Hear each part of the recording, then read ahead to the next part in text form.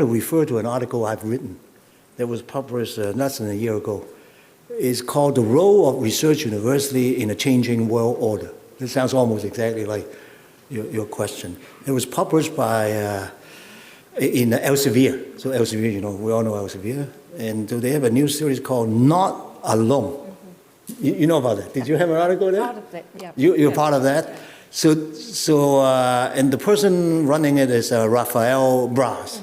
So he was a former provost at Georgia Tech. So you can go online and just search for Not Alone Elsevier. I think that's, you know, the best source, you know. Great series. Yeah. I would recommend it. So we have, you know, my friend John Hennessy of Stanford had one, UCLA Chancellor had one, and so on and so forth. So anyway, coming back to my topic, which is relevant to today. So I sort of described, I was responding to the situation. By the way, this is about a year ago. So this is in the very beginning of I'm American, so our president, this 2.0.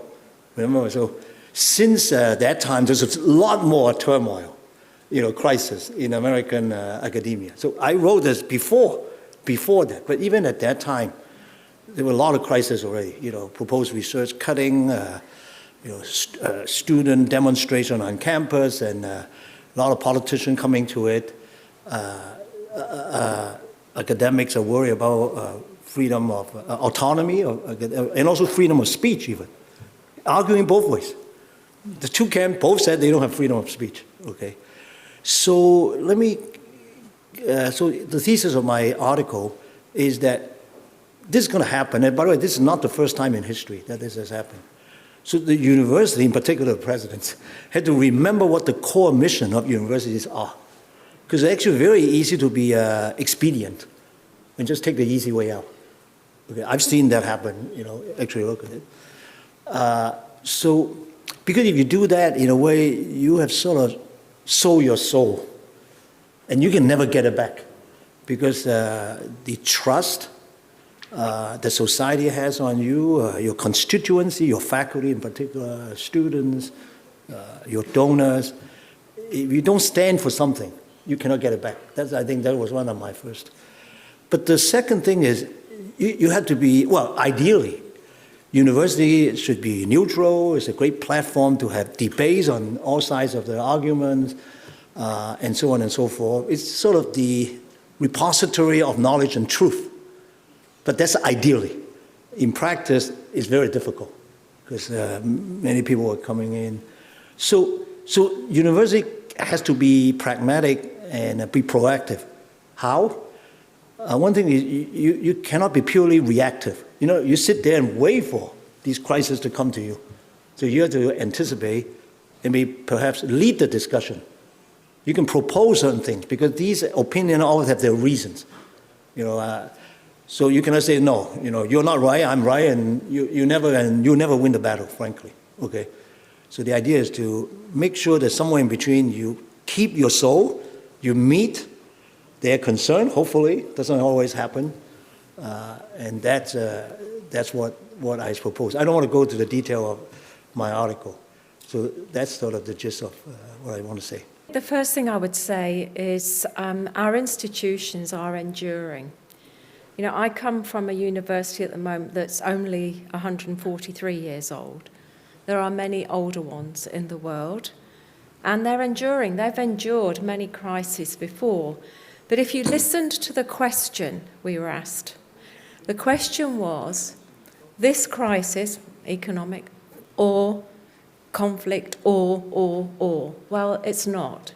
It's and. We are in polycrisis. So it's not a how do we lead and what can universities do during this crisis or that crisis.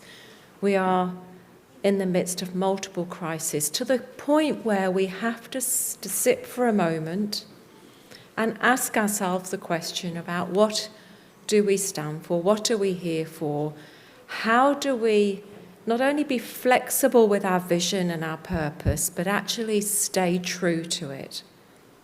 There have to be some way of remaining steadfast in our purpose and mission. And the way I think about this, and I've endured multiple crises in the last 6 years, in my term at the University of Auckland, including arriving 2 weeks before the first lockdown in New Zealand and not having met any of my staff or students really, and having to send people home. But actually, that now feels like it paled into insignificance compared to some of the other things that we're dealing with. Tony's mentioned freedom of expression, activism, issues around academic freedom. I would talk about politicization of our campuses as a very serious issue. And the social license of higher education is probably at its lowest ebb since I joined higher education, which is more decades ago than I'd like to say. So I think we have multiple things to consider, not just funding, but we still have to rise above this. And we do that through moral courage. We do have to make some very strong, profound decisions through the work that we do as university leaders. It takes moral courage, it takes the ability to generate trust and to share a vision and to really bring people along with that. And we do have to speak the truth. And we heard yesterday that that is a contested space right now. Happy to say much more than that, but I think these are some of the things that we grapple with right now. And actually, research, teaching and learning, enterprise, entrepreneurship, engagement, impact, all critical. But it's difficult to manage the balance of those in this quite complex environment that higher education now inhabits. You want to continue on this, or I can also move to the next question? Well, I largely agree with the two of you. Universities in general are a balancing act. We heard earlier about research and teaching, Sure. social involvement, connections to the industry. They are all part of it. And you always have to balance somehow your act. Now we live in I live in a region that its second name is turmoil. So we endured several of those, and COVID was the easier of all of them. How do you do that? I want to add one more part to the equation. A university is not a single entity. It's a community with many, many different components, with different points of view. So how do you do that? For me, it's a distinction between what I call values, which I think what you were referring to as core ethics or whatever, and political beliefs. And the university has to stay away from differences in political beliefs, but stick to its core values. And that is easier said than done, because sometimes it's tricky. Sometimes it's very clear when it comes to freedom of expression, when it comes to academic equality, when it comes to against any type of discrimination against anyone from any background. It's very easy. But then it goes beyond that. And then you are under pressure. Universities are being funded by the public and may sometimes depend on the political situation, and yet it has to stay from it and stick to its values. It's not always easy. The universities, my university is not very popular right now among the political part that is now in charge, because we did express our core values, but we tried to stay away from the more politically controversial issues that separate the parties, even though we do have opinions. So we move on that spectrum and try to stick to the core values and stay away from political beliefs as much as possible, and sometimes we find ourselves in the mud. Can I just add one thing? Because you also mentioned it, I mentioned it's not new. You also mentioned it.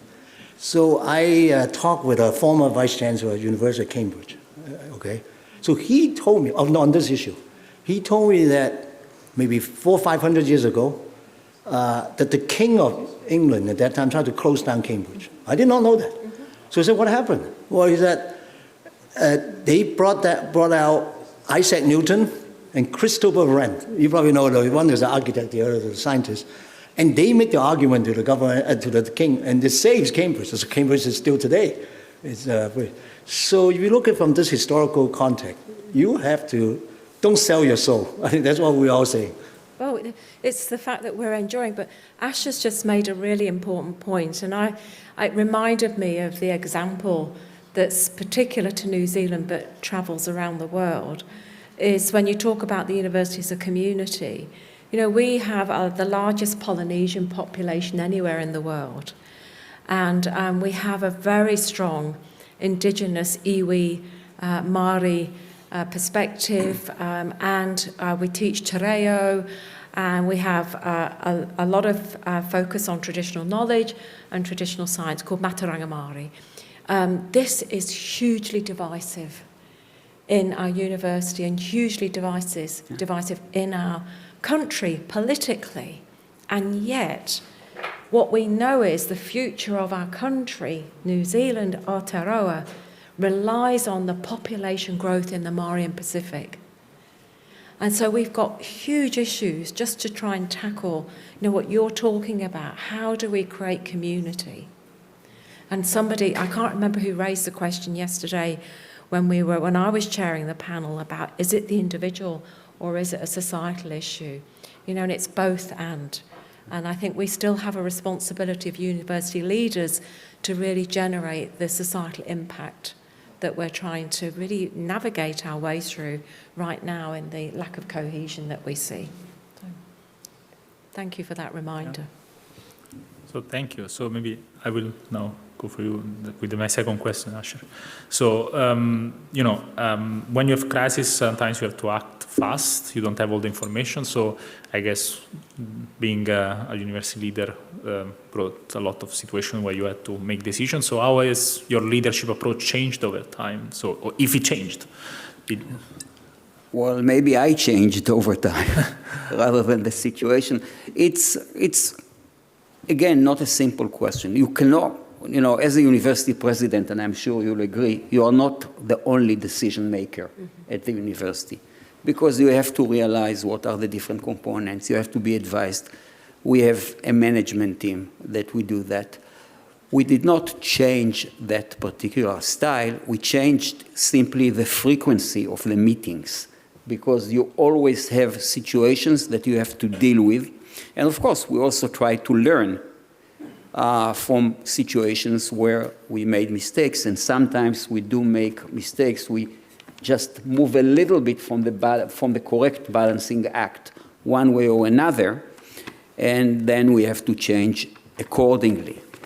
But I would say that I cannot give my old self an advice except for being more experienced and trying to deal with the situation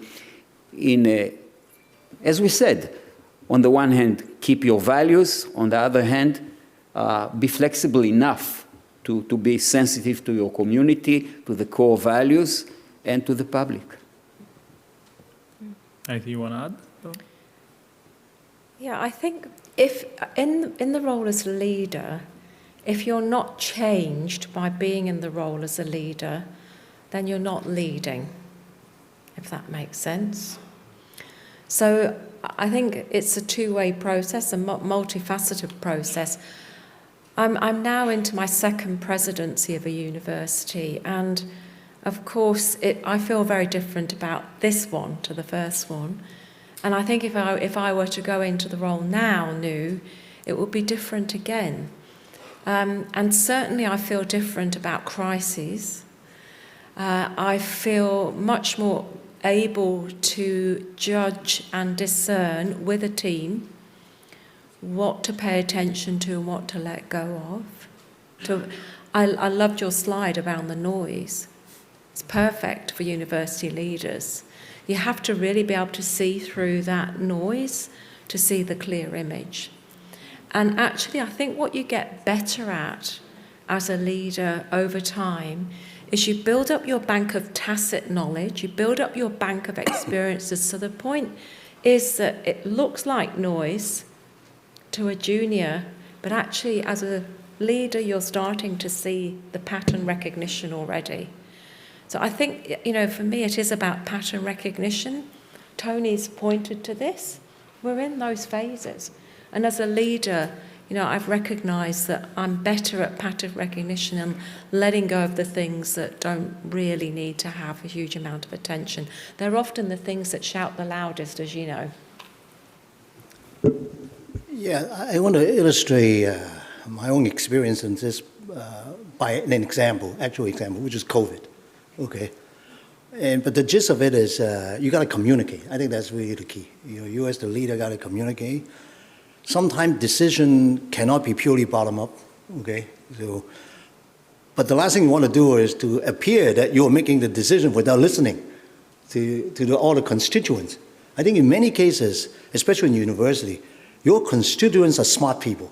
They understand that you cannot just take a vote and take the average, okay, in many of these cases.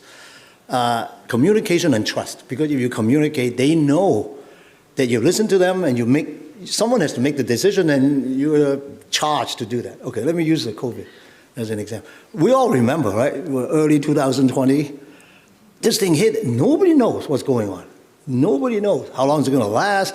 We all look at the history. It was 100 years ago, the Spanish flu, and how many people die. I mean, we all don't know. So the university I was president of in Saudi Arabia called Kaus, it's like a little city, a little town, because it has a fence around it, it has gates.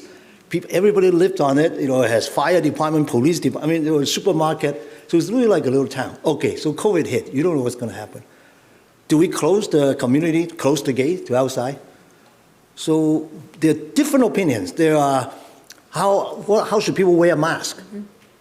Okay. By the way, that's very controversial. I remember very well because I had just come from Asia. I was in Hong Kong. So if you go to Japan, even before COVID, if people have the flu, they wear a mask. The idea is that they want to protect their fellow workers. But in other parts of the world, requiring the wear mask is a sign of robbing them of their freedom. You see, neither one is correct or wrong, but I had to make the final decision. And WHO did not make that recommendation. I blame them. Because they changed their mind. After a little while, they said, okay, it's okay to wear a mask. It's become politicized, I think. That's just one example. Social distancing, is it 6 feet, 9 feet? Some people... I mean, everybody has an opinion. I can tell you that. Okay, do you require vaccination? Okay, and there is the university decision. There's also the national decision, right? You cannot insist on getting vaccines if the country cannot get the vaccines. Now, Saudi Arabia turns out to be relatively rich, so they can get the vaccine. Many places, they were starved with vaccine. Okay, so what did we do? So first of all, I convened we have a group, all the VPs, deans, and student and whatever representative. We meet online. We cannot meet in physically, up to 3 times every other day, basically, because things are changing. So we have little task forces. We have actual mathematicians who, getting into epidemiology. Okay, how do you test? What's the most effective way to test? It's statistics, actually. So. You test in batches. I think that's just to get it. It's much more efficient. So at the end, we're lucky. There's no fatalities within KAUST. There were many people inconvenienced. There were staff that are students that are stuck outside. They cannot come back because all the flights were terminated. But in the end, nobody complained, at least to me directly, about, hey, you didn't consult us, this is a stupid decision. They all understand it's a difficult position. And we sort of survived through this. I certainly learned a lot from this crisis. So by the way, don't waste a crisis. That's something I learned. Okay, so. I think universities have, to a certain extent, and this is partially around certain geographical perspectives, lost their way in focusing more on the global external environment and less on their local communities. And that rebalance has been an important reset in the last few years. But what I would say is we have experts who are able to translate with great nuance their education and their research across all sorts of boundaries. and across all sorts of geographical boundaries.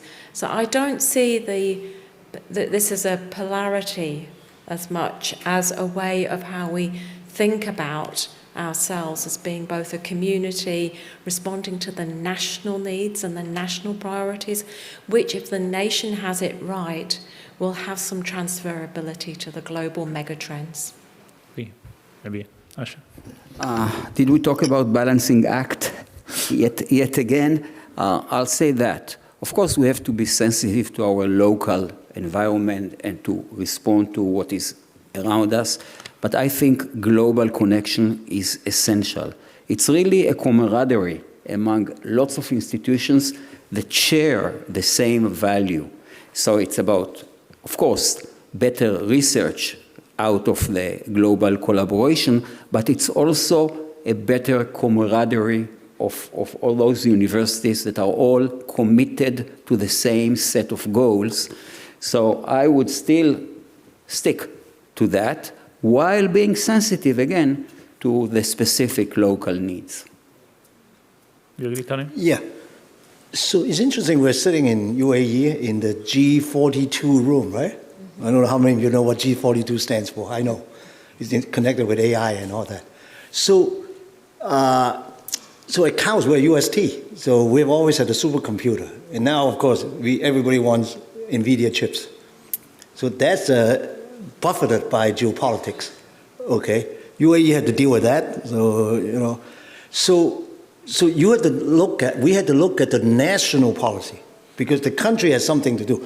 You know, the rivalries between US and China, to be obvious, right? So US does not allow, NVIDIA chips easily to be exported to any country, including the Middle East, without some sort of safeguard. So you had to deal with that. But so we had to communicate with the national government. We had to communicate with whoever is in charge of these export control. That's one. So you just have to deal with it. The second one is we want people exchange. You know, it's different if you sign an MOU and just let it sit on the shelf. So one thing we did back then is we set up an innovation hub in Shenzhen, China. So we already connected to Silicon Valley because, many of our faculty are sort of from. But Shenzhen, most, Saudi cannot even put their finger on the map. Where is it? Okay, but it's 20 million people. It's the Silicon Valley of China, and so we think we should send people there and have their people come. So now there's a hub there. So a lot of Saudi students and entrepreneurs are going there. They have boot camps there and so on. Jury is still out whether they will be successful. So this is within the framework. Until we were told that we cannot do it, it's there. So it's and it's very popular among Saudi students and young entrepreneurs. So you do it within the legal framework or national geopolitical framework. So the founding of CAUS was actually related to this. It's supposed to be a new house of wisdom, where you invite the best of them from around the world. Go, you're from Egypt, if I remember, right? So you're in the Arab world, but you're not from Saudi Arabia. You're welcome to come, and you did. So given that, so the way from the founding days, the leaders say, if we make CAUS the best, achieve to the best in the world, it will be beneficial to locally. So it's not as good if you just are the best locally and you are nobody globally. You know what I mean? You can always. So I hope you agree. Okay. So that's one thing we did. So in the beginning, CAUS has less than 10% of the students are Saudi students. I don't know, maybe when you were there. Today, this incoming class is half. But it's not like we're lowering the standard, to do that. Because actually there are a lot of talents everywhere in the world. Okay, I think John Hopcroft was saying, right? Talents are equally distributed around the world. So now you create a good environment, people are trying to come back. And so this is happening. So I think in that sense, CAUS has made a contribution. Maybe some Saudi students before did not even want to come back. They would stay overseas, but now they see a possibility. But also to non-Saudis, because they see this as like a beacon. That's the word we use. So you say, if I come here, I can do my work. So you are one example. We have many examples. We have coming from all over. We have over 100 nationalities in a small university.